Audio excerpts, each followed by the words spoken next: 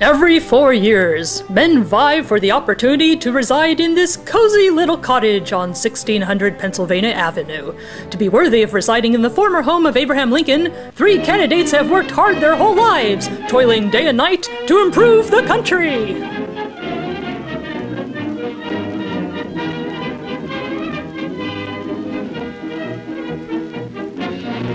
The candidates have been traveling across America, meeting the common folk of this great land. Or rather, most of this great land. Ralph Nader is the only candidate to visit all 50 states. Ralph Nader cares about everyone, everywhere. Even if they don't always heed his advice. Listening to the woes of working-class people, the stupidity and greed of corporations, Nader is still a raider. He saved over 1 million lives and prevented countless injuries. Who knows? He may have saved your life. For the parallel interviews sponsored by the Commission on Presidential Debates, the Bush and Kerry campaigns crafted a 32-page document dictating the rules, the types of questions asked, even the camera angles allowed.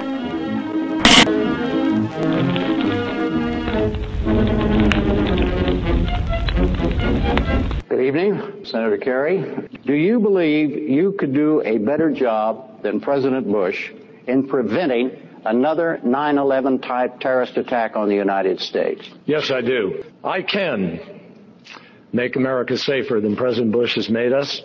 I have a better plan for Homeland Security. I have a better plan to be able to fight the war on terror by strengthening our military. September the 11th changed how America must look at the world.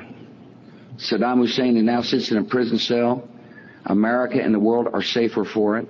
And I made some tough decisions. But people know where I stand. The best way to defeat them is to never waver, to be strong, to use every asset at our disposal. Is to constantly stay on the offensive. And at the same time spread liberty.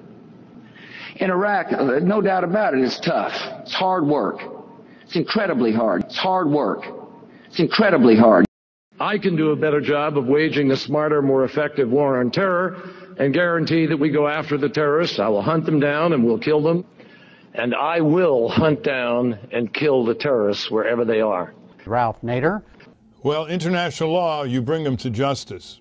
When you bring them to justice, it's like a Nuremberg trial, where the worst of the Nazis could have been hunted down and killed during World War II.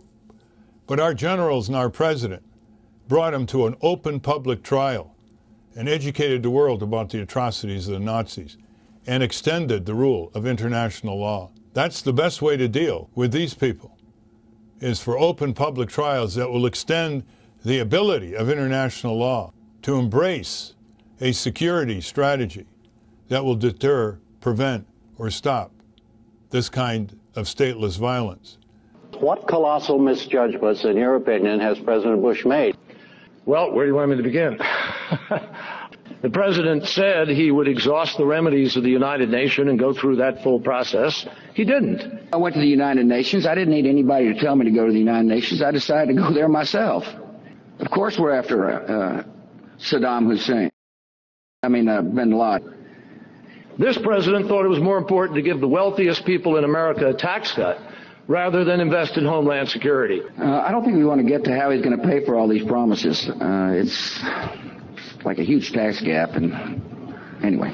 What we have to do is recognize that we could spend 20 times our GDP on Homeland Security and still not have it. We have to have a foreign policy that generates security for the deprived and damned and oppressed and brutalized people of the world.